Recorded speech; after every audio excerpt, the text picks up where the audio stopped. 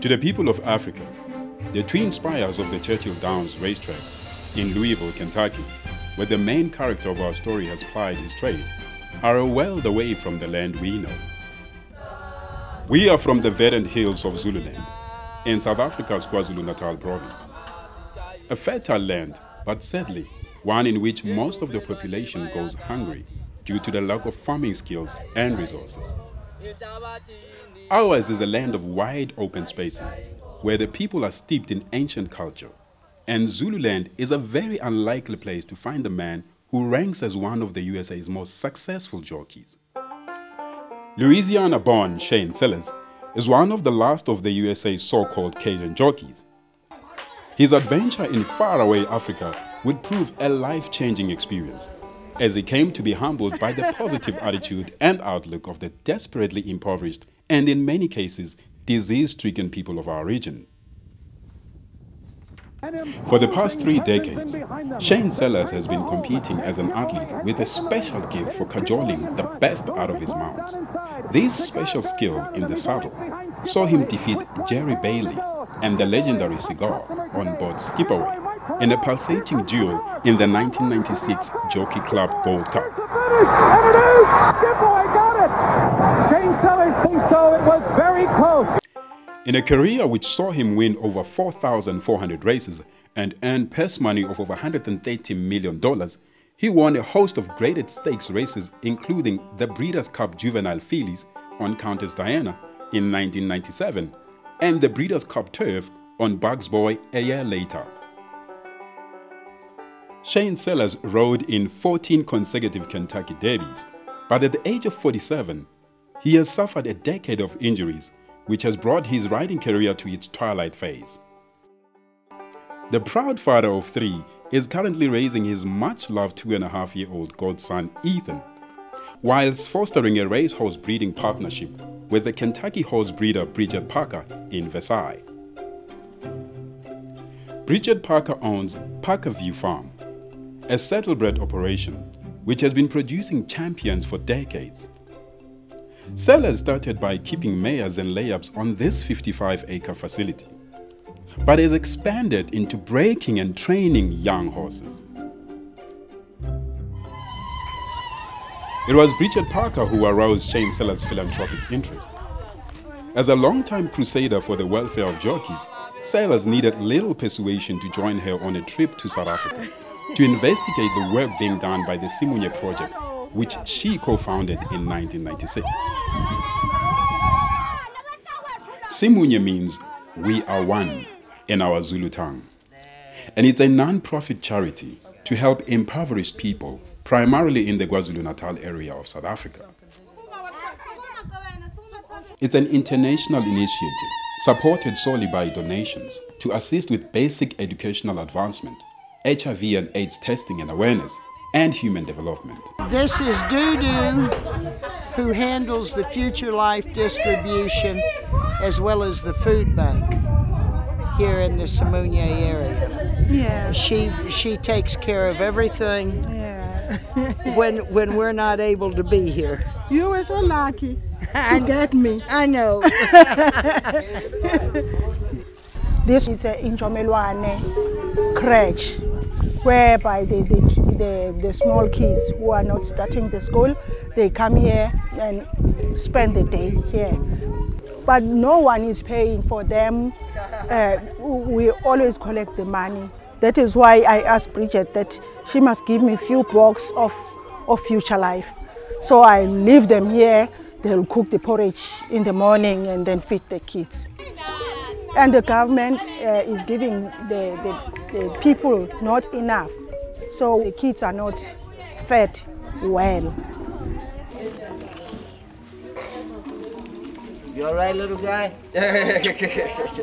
I loved kids, period. And the one little boy just stood out to me, and I reached my arms out, and he came and he grabbed my heart. You know, they all grabbed my heart, but when you get that one attachment, you know. This one I take home with me.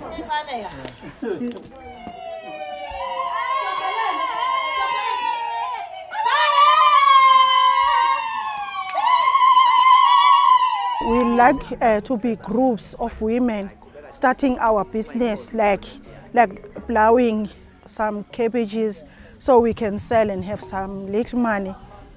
But we have to have a training, yeah, to pick us up, and so that we can see as the time goes what are we good at. Because when we are doing the workshops and the trainings, that is where you get a talent of each person. So if we want to plow, we can do that. If we get machines, we can sew the uniforms for various schools. The Simunye Project built Ofankomo School outside Melmoth in Zululand in 2006 to teach Zulu children in grade 1 through to 3 and also become actively involved in feeding the poorest of the poor in that area. Today was an unforgettable experience to come here and be a part of this whole deal. It's a learning experience today because we brought food. We did bring enough for the kids that we had, but more people showed up, and you know, my heart hurts because I don't think we had enough. Hello. The Simunye Project built this little school here, and we was able to talk to the teachers and see what's going to have to be done to finish the kitchen, and how much it's going to cost to feed each child, and we're going to come back in the following week before I leave, and we're going to finish this kitchen and get things in the right order for them to at least have a meal. And I'm excited about it. I'm excited about the next week. I saw that there were so many kids and we was running out of food, and so I didn't have a time to really focus on any kids except till it was over, because I kept looking at that bucket of chicken, and I had to start breaking pieces apart, and I was in tears, you know, and they all caught my heart, you know, the whole thing caught my heart and changed my life, it really did. The thing that caught my attention the most was the school, and how fortunate we are in America to have the schools that we have. These kids have a little building that can fit maybe, you know, 20, 30 people, and they put 40 or 50 kids in there, and no lunches. And that touched me the most. You know, the simple things in life that we have in America. For one day, these kids enjoyed it today, and it was a joy to be able to bring that to them.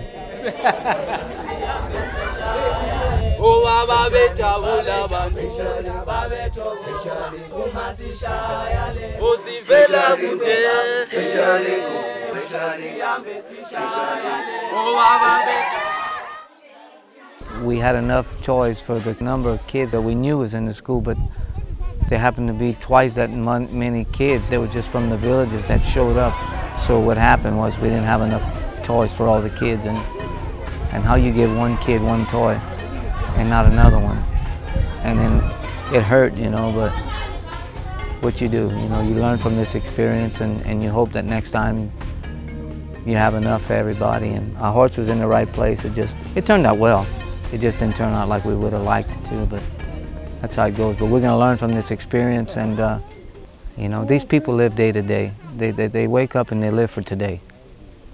I'm overwhelmed. I really am overwhelmed. And I know one thing, this won't be my last time here.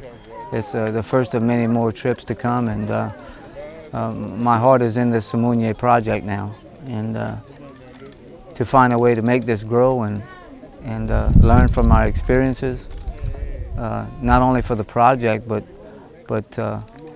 for personally in my life, and to reflect this upon my children, hopefully, and years to come in my life.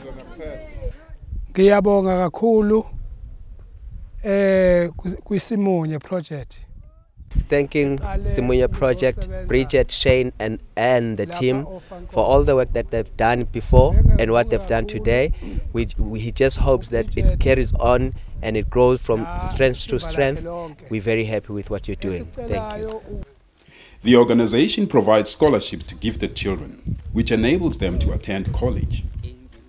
The project team, working under the guidance of Themba Mthombeni, one of Simunye's board members, has also been closely involved with the village called Jabulani, which accommodates physically handicapped residents. We made it to Jabulani today. Jabulani is a home for sick, physically impaired men and women. We came today just to have lunch with them, and it's a very joyous day. Again, we came and spent this afternoon with them, and we had a great time.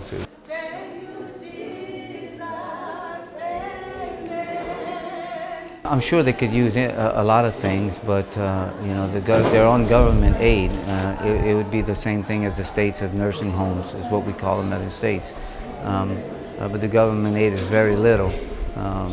But you know, like anything else in this country, they get by on little, very little.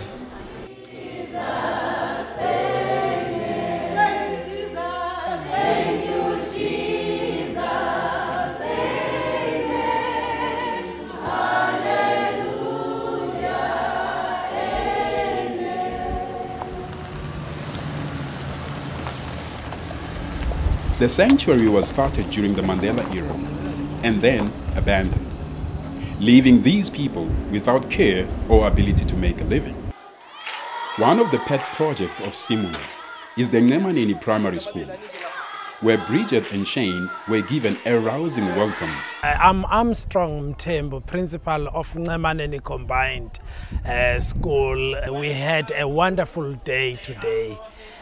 We had guests from abroad, Shane and Bridget coming to visit our school. And it was one of the better schools that we've been to, but at the same time, they still are things that they really need. You know, the principal took us through and showed us all the achievements that they've won, and it was a joy to see that it can be done. You know, it can be done. They brought some goodies for our learners, and the learners were so exhilarated in such a way that we couldn't even control our learners. They were singing, dancing. It was a wonderful day. The two guests made our day. The kids that we are teaching come from a very poor village. Most of the people are unemployed in this area.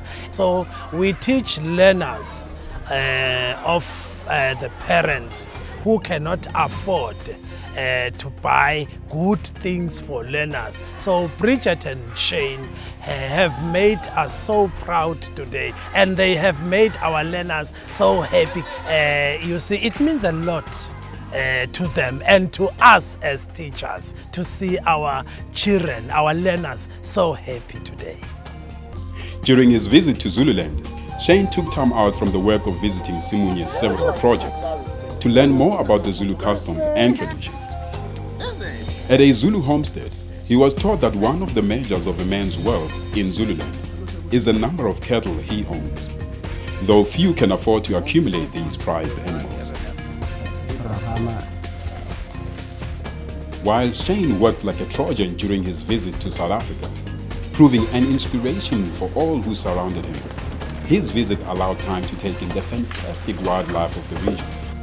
Whether you are content to just click away with your camera or to venture on a more active excursion, our beautiful land continues to offer the ultimate African experience.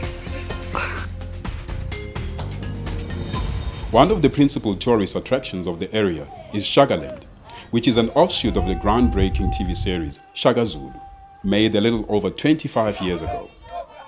This internationally praised series was about one of the Zulu people's most powerful monarchs, and Shagaland provides a link for visitors to this absorbing slice of African history.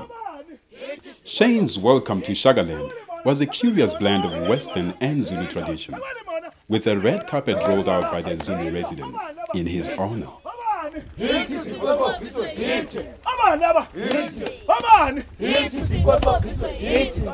Your room number is room number 2. Shane and his fellow travelers, friends of Simunye, enjoyed the warm hospitality of the lodge, with its combination of modern luxury and tribal customs. We have been going around with Shane and Bridget, and then today we thought we'd just make the day to be his day and he doesn't know about it, it's a surprise. So we're gonna get everybody in the village here at Shakaland to gather together. We're gonna dress him in a Zulu traditional gear, and he doesn't know anything about it. My friends will laugh, and they will laugh with me. And the ones that will laugh at me, that's okay too, because it was a joyous event, and they put their whole heart and souls in it to do that for me. And it was a very meaningful event for me. It wasn't the highlight of my trip. I have to say the children were, and that's what I came for, was the children. But this was a fun part. It was a way for us to step out and have some fun. And you know, I sat and ate with the chief, and you know, they jokingly made me chief of the day, but it was really from their hearts. So I know it wasn't a joke. It was something they really meant. So it meant a lot to me. The feeling that I had with those people is unexplainable. Every place that I went, they always, you know, as bad as they had it, they were singing songs of joy with God and thanking God and thank you, Jesus. And I mean, it touches your heart, it touches your soul. And you can't understand it until you come here. You know, you really can't. You can't understand it until you come here and you see kids that the best school that I went to, they didn't even have a projector board. Bridget has a big heart, you know. I heard her talk about the Simunye Project and what it was about, and as we became better friends, I took her up on the offer to come here. When I got here, what I witnessed was, you know, people walking 3, 4, 5 miles every day to work, back and forth. Children with no food to eat, at home, much less at school. You know, the schools that there were some schools that we went to that didn't have any food to eat, and orphans and kids sleeping on floors. Not even wheelchairs, people being pushed around in wheelbarrows, AIDS running rampant, no medication, no ways to get to the hospitals to get medication. It's just a very, very sad situation, and you wish that you could find a way to help, you know, and it just puts a sad place in your heart. But at the same time, once we got here, for us to be able to take one day for us to see what would put a smile on these people's face. They don't need much, you know, and well, the first thing I'm gonna do is dig in my own pocket, and I'm doing this filming to show people. You can't put this in words if you just told them. You have to see it, and that's what we're trying to capture. Me sitting in this, what people would call a silly suit, you know, it's okay. And we're going to try to raise money and put the steps forward and use this as a learning experience of where we go from here. What's priority A? What's priority B? What's priority? Make our priorities right. The Simunye Project is already in place. You know, I have some ideas in mind. You know, definitely we want to raise money and see what we can do to help these people. I would definitely like to thank Bridget for changing my life. These people welcomed me home, and I can call this home. But I can also go back to the States with a different mindset. But at the same time, coming here, it put a new vision in my life. I'm going to try my best to pick this Simunye Project up and get it running. And can we help everybody? No, we can't. But can we make a difference? Absolutely, yes, we can.